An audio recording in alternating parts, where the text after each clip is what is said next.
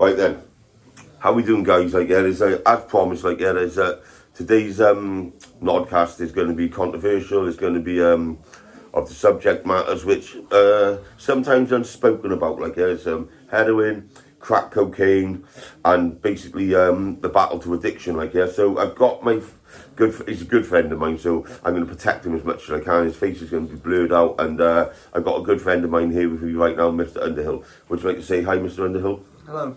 Hello. So my friend here now, Mr. Underhill, like, has battled addiction, and he's seen a lot of things over a long period of time. Like, he's not a young boy, he's not a silly fucker, and he certainly is a very nice gentleman. Okay, yeah. And when I say gentleman, and I mean gentleman, yeah, he's not your average stereotypical heroin addict or crack cocaine user, okay? So he's going to tell you a couple of stories right now, and well, I'm going to prompt the stories and see what we get out of Mr. Underhill, okay? So, Mr. Underhill, let's like, from a young age, just let's start talking about your childhood a little bit, like, yeah, Mr. Underhill. Is like, as a child, like, was you a good child, a bad child, or do you have a bad childhood, or? I had a very happy childhood up until the age of 11. Up until the age of 11? Yeah, I lived in a big city, a beautiful city at the time. Let's not name cities, okay, no. Because we've gone through certain things already, okay? I loved living there, every day, sort of out my BMX, exploring. Well, loving life, but basically using like a proper boy, like, yeah, because in Hartford West right now, yeah, all I see the boys and the kids doing is on the skateboards and on the bikes, and that's basically what your childhood was like, yeah? Okay. Until I moved to Pembrokeshire. Would you like to talk any further about your childhood, or do you want to leave that in the dark a little bit? We can talk about it. You know, because is this a reason maybe why that things happened later on in life? It's a good question. I guess your past defines the person you become. A little bit, like, yeah. You know, and that's why I'm going as far back to your childhood, like, yeah, because. So I lived in a working class family, in a working class neighbourhood, and like it was, I was very happy. He's very happy. Yeah, my family were Catholic. Not really practicing. They weren't that sort of. Oh, so they weren't pushy. No, but we go to church a few times a year. I did Boy Scouts. I'm an atheist now, but back then, the Christian faith is quite important. Well, let's work through this a little bit then, like, yeah, because obviously you had a normal childhood, and your childhood. No, it was normal up until the age of 11. And then, like, obviously things started turning a little bit, okay, like, yeah. So did things turn to drugs, or did things turn to smoking, drink? No, we followed my grandparents to Pembrokeshire. Yeah. As I was saying earlier, I went from an urban primary school close to the size of a secondary school here. Yeah. In the 80s. Yeah. Went to a primary school with 70 pupils. Yeah. The one I left was almost 600. Yeah, exactly. And it was a big culture shock, paradigm shift. And well, this is getting interesting already. In my head, it's getting interesting already. I didn't really fit in as the English kid in that Welsh-speaking school. Okay, but like so we're going right back now to childhood and 11, whatever, like, yeah. But what's interesting here is that Mr. Underhood, like, yeah, is that Mr. Underhill. Underhill, sorry, I apologise, but Mr. Underhill is that you actually finished school on a good note here? I didn't. I left in nothing. You left in nothing? Yeah, after my mum left, about a year living down here. Well, I apologise, yeah, because I only assumed that, like, yeah, because as we've been talking, obviously, like, yeah, I found out that Mr. Underhill has actually got a university degree as well, that's like, right. You know, so he's come to Pembrokeshire, he's found himself in a bit of a bad place, and he's not been fitting in because he was the only English person in the school. And this was in the 80s. This is in the 80s and the 90s. I went to two separate secondary schools. My dad removed me from one. When my mum left, I became one of the problem pupils. Okay. Like naughty and. Oh, right. So how did you end up getting a university degree then? I was working doing tree surgery and as a landscape gardener, and I hated my boss. He had a lot of widowers and old ladies who were on his client list, and he would just be overcharging them, ripping them off, and I just thought it was disgusting. And I'd always have to. He used to pay me on a Monday, but my pay would always be short, and I'd held the job down for 2 years because in my family, being on benefits isn't really acceptable. It's not acceptable in a lot of families, if I'm honest. Yeah. Because everyone encourages the kids to do better than.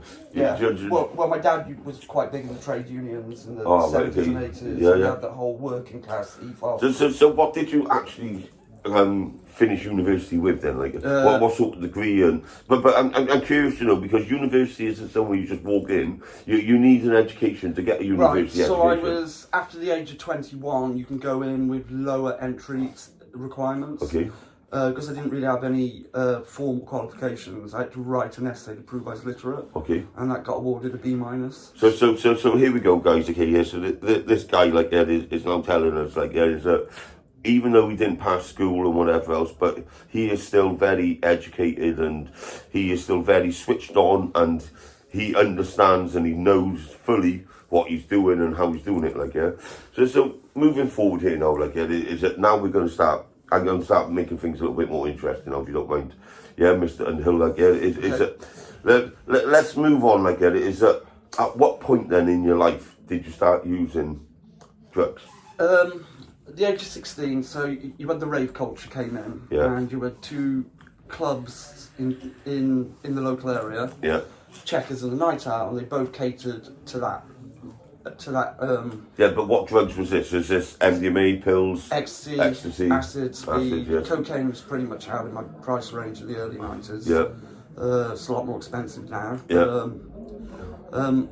I started selling in the clubs. What, when you were 16?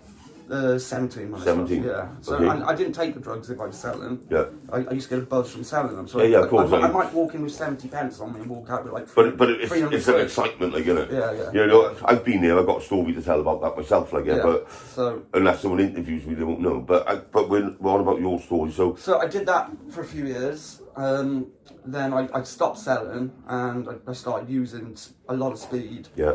My stepdad was a former speed freak. And I found rather than it making me hyperactive, it calmed me down. Stimulants do. And there's a reason for that. So you think you had maybe a little bit of ADHD or autism? I got diagnosed 2 years ago. Yeah. My dad, there were concerns raised by my teachers as a teenager. Yeah. But my dad had it all blocked. Yeah. Because it was a big custody battle. Yeah, of course, And he thought my mum would use it against him. Oh, yeah, because drugs, it's a controversial thing, and if you put your child on maybe ADHD meds, it's looked as frowned upon or looked as a bad person then, So we're now as a very young age, and you're experiencing drugs for the first time. So I had quite a bad speed addiction. Yeah? For years, yeah. Well, it's not just about the speed addiction though, it is that you're experiencing drugs, you're on that high and you're on that level. And I liked that culture with the music. Yeah. You know, music was always a big thing. So do you think then, was that a stepping stone? Yeah. Yeah? Yeah. Was that a stepping stone to what's happened, since then, Yeah, very much so. Yeah? Yeah. Well, because obviously, we're talking about this now, and we're working towards how you are today and what's happened, whatever, so that's your stepping stone, and that's the rave culture and partying. So this is educational to young kids today, because a lot of young kids today are going out, they're taking ecstasy, they're taking amphetamines, they're taking acid, and there's not so much speed around these days. Well, there's not so much anything around, but kids are doing this, but they don't realise, is what comes next then, this is what comes next, So, one of the other reasons I went to university was to get away from my social group in Pembrokeshire. Okay. Obviously everybody knew it was a party head. So you're saying Pembrokeshire was the place where you partied, Yeah. You know, and at the time, even though it's a rural area, it seemed like the epicenter of the rave culture. Really? For me. Well, in Pembrokeshire? Yeah. Oh my God, like, Yeah. It wasn't, but... Bear in mind, I've been to 12 Creamfields, 26 Right. Friday weekenders, like, yeah. I know what raving's about, like, yeah. But I don't see that in Pembrokeshire. No, but it's changed since COVID, apparently, but... Well, at the time, the pre-internet days, it felt like... It felt like... To be fair, though, like, if we do say this, like, to be fair, is that in Pembrokeshire, we got the sand dunes, we got beaches, we got illegal... So that's basically an opening for illegal raves. I used to go to many up the hills. So it's a big opening, like, yeah? So is Pembrokeshire where you got introduced to the drugs which are more harder than what we're talking about now, like the heroin and no. crack cocaine? No. So I started noticing a rise in heroin use in Pembrokeshire, but it wasn't really in my orbit. Okay. And the people I knew who were experimenting with it, because I was such a monster for the tablets and the speed, they kind of kept me away from it. Yeah, okay. Which I appreciate. Yeah, of course, yeah. But I had a friend that went to Cambridge University. Yeah. Well, you went to Cambridge? No, my friend Okay. did. To study philosophy. And who studied philosophy? My friend. Oh, you didn't? No. Philosophy's a good subject, man. Well, he works for the UN now. Yeah, of course. Philosophy's a really good subject, man. He works for the UN allocating funds for developing economies. But he started doing heroin at university. Well, your friend did? Yeah, and I was absolutely intrigued about it. Wow. Yeah. Wow. Wow. Because now we're talking like... And this is a middle-class guy. His dad's like... Yeah, no, but we're talking like Cambridge University here, yeah? But I didn't go to Cambridge. No, of course not, your friend did, yeah? So we're talking Cambridge University here now, like, yeah, we're talking someone doing philosophy. And if I'm correct in saying this, like, yeah, I read a book a while ago called Mr. Nice, and he done philosophy, and he was one of this... I know people that know him. Yeah, but he was one of this country's biggest drug dealers, like, yeah? So... And a pacifist. Yeah. But this is weird because we're talking Cambridge, we're talking university, but if any of these youngsters watching this right now, like, and look at university, they would never think heroin. Yeah, so... You get what I'm saying, like, you know, not one person, if anyone was watching this right now, like, and then said, well, I'm going to go to Cambridge next year, and I'm going to have a party, I'm going to try this, I'm going to try that, that is a very, very, very unusual drug to be associated with in university. It certainly is, in any university. You know, so how did you then become more intrigued, and how did you become more about this drug then? Like, did you phone your mate and ask him to come round, or? No, he was telling me about it, and I was kind of intrigued. And also, back then, I had the ego of a drugs monster. Yeah, so of course. It was because you've had the party drugs, now the ego's going, well, I just want to try them all. Yeah. Yeah. So, I go off to university, it's all very good, I'm very happy, and meet this guy. He was 47, he was Iranian, he was a fucking scumbag. But we went down to Bristol one weekend, we stayed in this squat, there's like prostitutes coming in and out. Fuck's sake, really? But we're buying crack cocaine, and then we get back to the squat. It was an open air drugs market where the squat was. Yeah. And we got back to the squat, opened the packaging, and there was heroin in it. So I said, fuck it. So initially then, like, when you went fuck it, like, I need to know this, like, is it because in my head, like, there's only three ways to do drugs in it: up your bum, injecting, or smoking it. Yeah. So with heroin, like, it's either injecting or smoking usually done, like, Is it? So what did you turn to, and how did you choose to do it when you started? I smoked it on foil. So in my second year, I'd fallen out with this Iranian guy by then. Yeah. He's probably dead now anyway. There was quite a lot of unusual people in the university I went to, former football casuals, some ex-drug addicts. Yeah. Who still had the odd little tickle. Yeah. And we used to have one night a week, we used to have a night called Gentleman's Night, where some of us more eclectic sort of people would buy crack cocaine, heroin, and But see how controversial this is already, like, because you go gentleman's night, Yeah. It's like, how many people associate them two drugs with gentlemen? It was just a funny name to call But it. you see what I'm saying, like, yeah? But, Yeah. you know, because...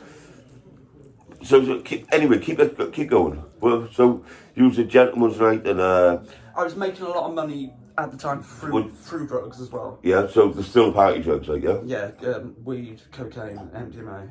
What was you heavy on the weed at the time? I stopped smoking weed when I was 18. Really? Yeah, that's why I sold it. Because a lot of people, this is what I've experienced through heroin myself, like yeah, and I've been told before, like a lot of people that smoke heroin, they get stoned.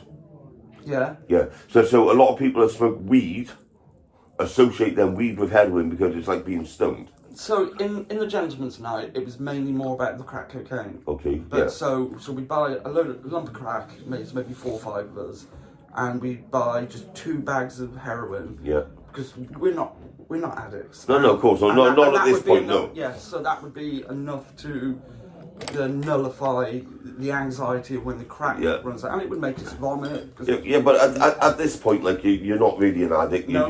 You're just enjoying drugs, and you're just a user, and yeah. So then I tell you what, let's move forward a bit then from university and that, like yeah. So let's. It started at uni. Yeah, of the course. addiction started while I was still studying. And this is quite strange, like yeah, because 90% of the people that watch this video at any point, like yeah, you know, this is why I want it to be so educational. Is that 90% of the people don't actually realise, yeah, what can actually go on at university, or if they're not careful, they're going to get mixed up in a world which they don't want to be mixed up in, like yeah. You know, everyone thinks you go to university and you're going to study, you're going to have a great job, and you're going to be a better person, but that's not necessarily true if you're mixed up in the wrong crowds, like yeah. Yeah. Okay, but let's just move forward a little bit now, like yeah. Is that so? You've gone to university now. You've enjoyed yourself, but at what point then, yeah, did you realise you was an addict?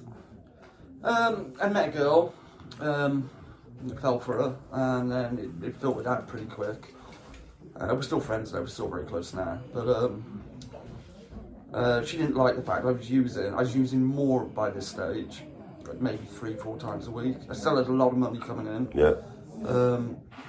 I worked for the university behind reception as well, so I was one of the few students that had a job outside the student union. Yeah, well, do you know what, you've just said something interesting there now, yeah, because it is that you said that you work, like, yeah, because the controversial subject here again, like, yeah, is that stereotypical heroin addicts don't work, do they? I've always been considered what's called a high functioning user. Yeah, but stereotypical is they go out, they get shoplifters, they go steal, and No, I've never done any of that. but No, I haven't done much of that. No, but I'm just saying that this is stereotypical, isn't it? Like, yeah? Yeah. You know, so this is why I wanted you on here today, because I know that you're not that person, and you're a great guy, and thank you. You know, and you are really a fucking lovely bloke, yeah. But this story, like, yeah, is educational, because it is that you're just the wrong person at the wrong time, mixed up in the wrong world.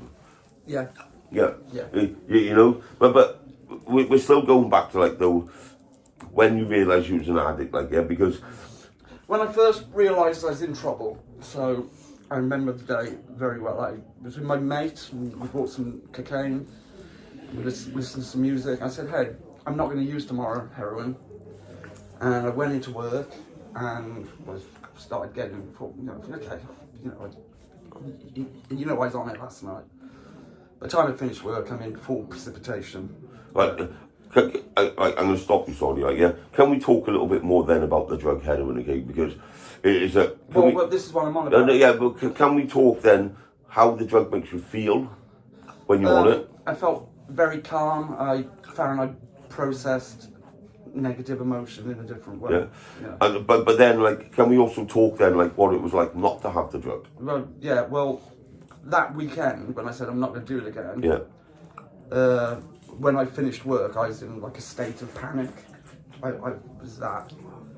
What, like a panic attack? And Yeah, and went to bed, tried reading, just terrible, couldn't keep still.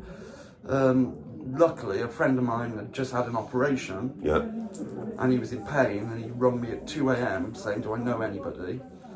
I said, yeah, I do, in the next town along. He said, well, we'll drive there. And that brought an end to that first withdrawal.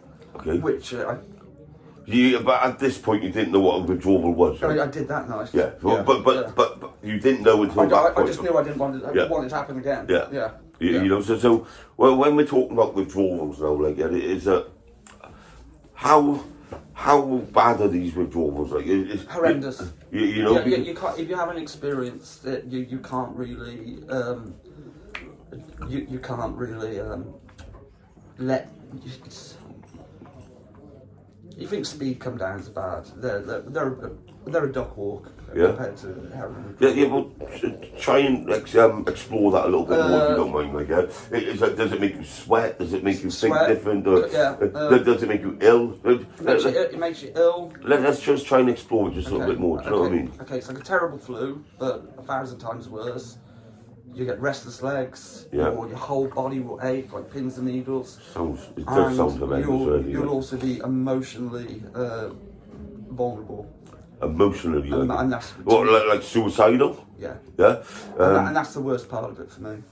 The suicidal thoughts and like you literally you just want it to end and just go away and stop. Yeah. Yeah. It doesn't sound very good in whatsoever. If I'm honest. No, it's not very nice at all. But okay, so we've talked now. I don't want to go too much into detail, with a lot of things, but then so we talk now. You come out of university. We've talked school. You've then gone into drugs. You've gone into party drugs. You've gone to university. That's where you found heroin. Yeah, I still graduated. You still graduated. Yeah, so, I smoked heroin in the toilets of the cathedral before my name was called up. So after graduating university, did you find yourself a good job? I went to live in another city for a while. My mate's dad just bought a house. It was in a rough area, so we just wanted somebody in the house. Yeah. I lived there, did my first withdrawal there. I had friends in the city. Yeah. It was a very dark time. But did you find yourself a good job after graduating? No. Is that because of a drug? I don't know. I just didn't. So I was clean. I was living back down here. I worked with my dad on a house renovation for his last job before he retired. I then went back to my university city. Yeah. And went out first night. Old friends, good friends, bit of ecstasy, cocaine. They went to bed like 3 o'clock. I was waiting for them to go to bed. As soon as they went to bed, I went on the phone. Yeah, come up. I'm going to talk a little bit more about what you just said, actually, because you didn't get a good job and whatever else. I've had office jobs and I've had all right jobs. No, but you know. But anyway, it's like you're now back in Pembrokeshire now, well, I've just moved back to where I was. Yeah. So is Pembrokeshire a safe place for this? Yeah. Yeah. Yeah. Is there much of it about in Pembrokeshire? There's pockets.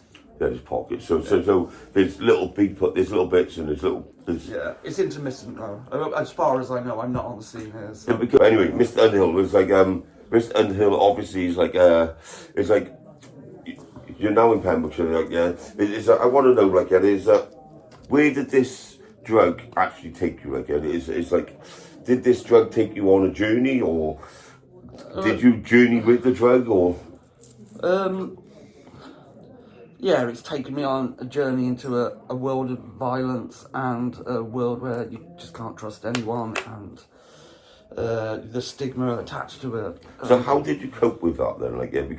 Because obviously there's violence and there's no trust and there's the paranoia, there's the withdrawals, we're looking at a pretty much mental health breakdown on this drug, really. Yeah. It was, so how did you cope personally with that? Well, I lived with my friend who's just died, who was a user, but a successful person, a functional user. Okay. When he bought his first property, I went to view it with him, and he said, it's just going to be like our university days. But by then, we're both in our mid-30s, you know. Yeah.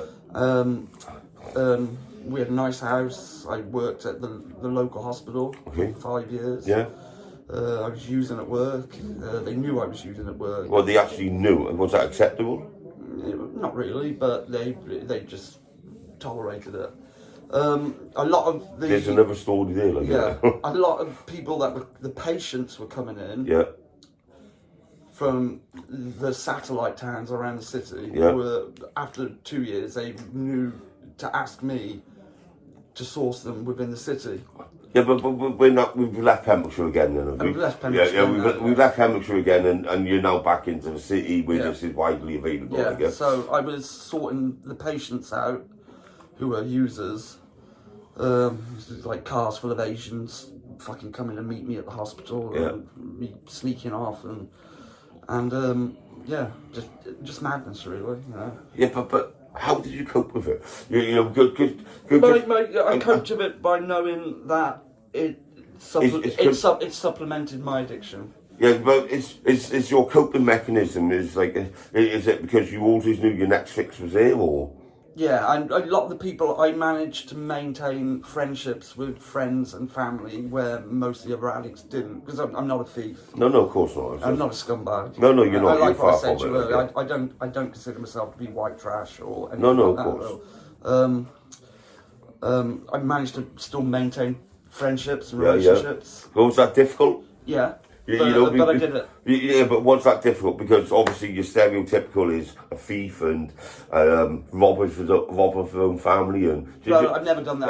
I'd sometimes play on the emotions of friends and family if I was sure. I know, but I'm just saying because that's stereotypical. Is that how did you maintain that straight line through the middle of it all?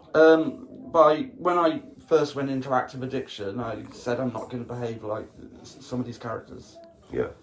Yeah, and within the state apparatus of what's laid on for people like me in the services, they actually use me to meet the students who are studying. Like to be educational to them. Because I'm not your atypical. You know, because obviously, there's a lot of kids and there's a lot of grown-ups which really do want to listen to this. So I'm pretty sure they do because it is. But yeah, I find it hard in my head to understand and to know how you struggled with such an addiction. Yeah, when other people find it so difficult. Well, I maintained a job. Yeah. I never lived in any kind of hovel or, you know. You always maintained yourself as well because you look smart, you look presentable. Yeah. And you. I'm not being funny, but you also smell nice and look clean. Do you know what I mean? Whereas other people don't. Yeah, I've seen some children being brought up in shocking conditions. Yeah. And, well, let's get into the darker side then, if you don't mind. Okay. Yeah, a couple of bits of the darker side. It's like, have you experienced then, obviously, some good friends turning the way that you weren't? Yeah. Yeah. Whereas, that they get up in the morning, and their only way to live life was to go out stealing and. Yeah, I know that is the majority of them. Yeah, but have you experienced that, Well, of course, yeah. You know, so I've been around these people. Yeah, of course, but we're going into a bit darker again because that's like, but. Excuse me. Yeah, but it's got to be difficult for you to see these people doing that when you weren't. Well, I kind of become used to it. Well, it's sort of like what? When you say you became used to it, it's like. It's like a lot of people I know are dead. I'm kind of I'm hardened to it. Okay. Yeah. You know, because then obviously these people were being the opposite to you. So I remember one particular time, a friend of mine, he was ex-military. We still I spoke to him the other day actually. Well, hold on, ex-military. Yeah. Bingo, ex-military. Yeah. Now, I'm not being funny. Is that anyone that knows anyone in the military? Yeah. They're so anti-drug, it's incredible. Yeah.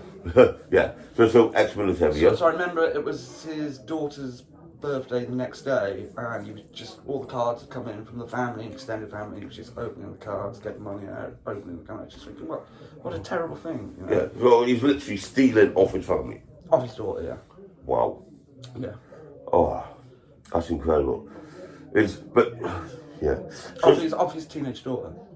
But let's also get back to a little bit then to about how this drug made you suicidal and whatever. Yeah, is from that then because even read like recently, like in Haverfordwest, that someone passed away. That's from, right, yeah. From using, like, yeah. Yeah. But so have you experienced that? Yes. Have you seen that in firsthand? Yes, twice.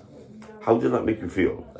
First time was very upsetting because it was one of my best friends. He was actually my supervisor at DHL. Yeah. And he had a company car and everything as well. And I was trying to hold down that job without a script to fall back on. So I wasn't on methadone, I wasn't on Subutex. So I was going into the sickness during my shift. And we struck up a friendship. And he would bring his methadone in for me so I could work. I had to program a database to index components for Network Rail. And I moved back to Wales a few months after that. And then I moved back to the city again. And that was that using 3 years later. So the city is bad for you, like, if that's what you're saying. But I bumped into him, and he was just a shadow of his former self. He'd lost his job, he'd lost his wife. So does it make you look different then if you're constantly using? And... Oh yeah. The person I lived with, my other friend has just died. He would make sure I put £40 to £60 of my weekly wage. Yeah.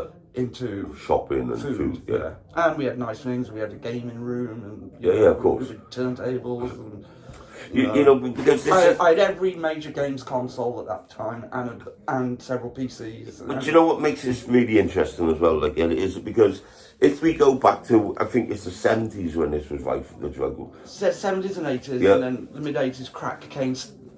The heroin market was the natural market for the crack. But rise of crack cocaine to go into. I'm on a little different path here, like, okay. It is because the path I'm on right now, like, is that what makes this interesting is that if you actually think about it, like, is that going from the 70s to 80s, like, there's actually aristocrats and really wealthy people around London and around this country, which was living like this.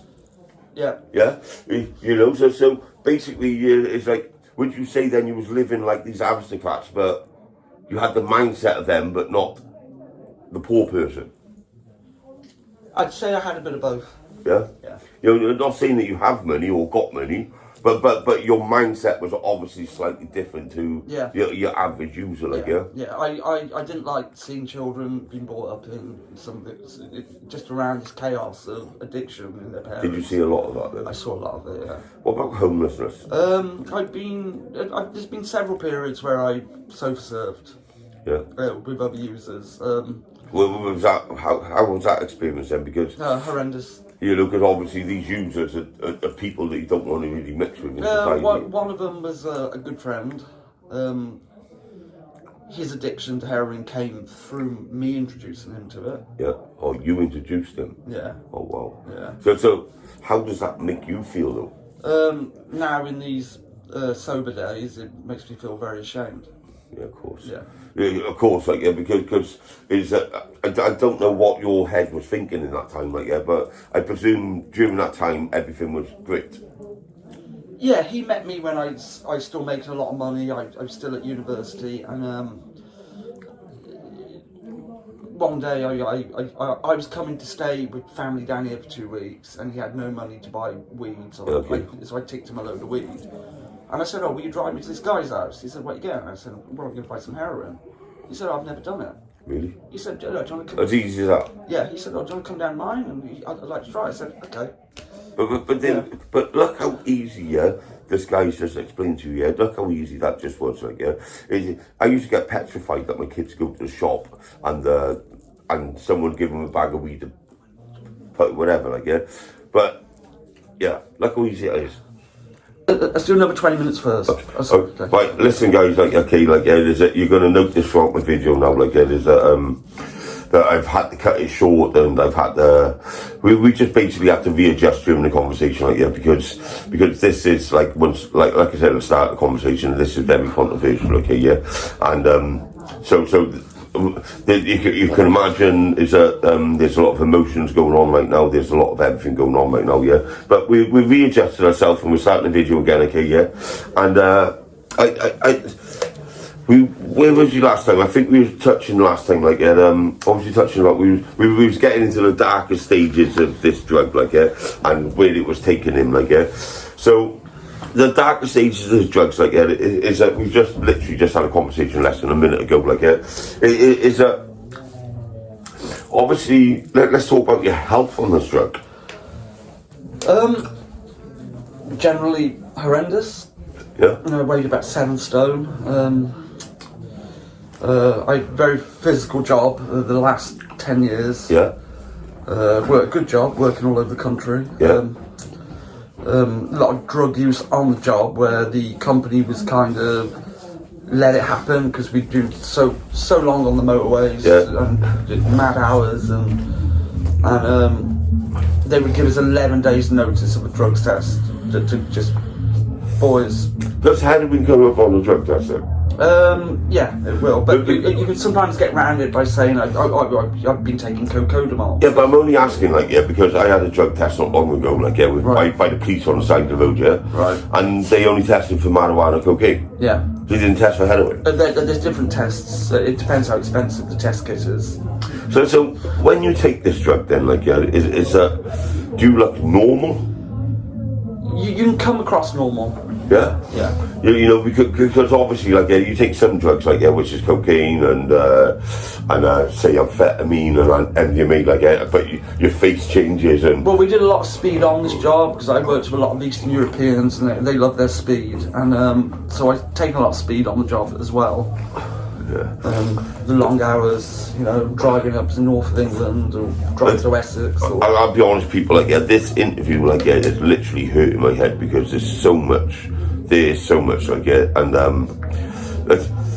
I'm sure there's a lot more, like, yeah, but I'm gonna cut the interview short, if I'm honest, like, yeah, I'm gonna cut it short right here, right now, like, yeah, because this guy's already give me and yourselves a lot of information, and so I'm going to cut it short, like, yeah, listen, love you both, okay? Love you to fuck, alright? I love you too. Yeah, but I'm going to cut this interview short because it's not fair to him to carry on the subject, but he is also open to, if you got any questions or want to know more about what this drug has done to him and how it's done to him, or you know, write any comments in the comment section and ask the questions you want, and maybe I can bring him back and maybe we can talk some more on the subject, okay? But listen, guys, like, thank you for watching. Like, subscribe, share, yeah? Do you want to say goodbye? Goodbye all.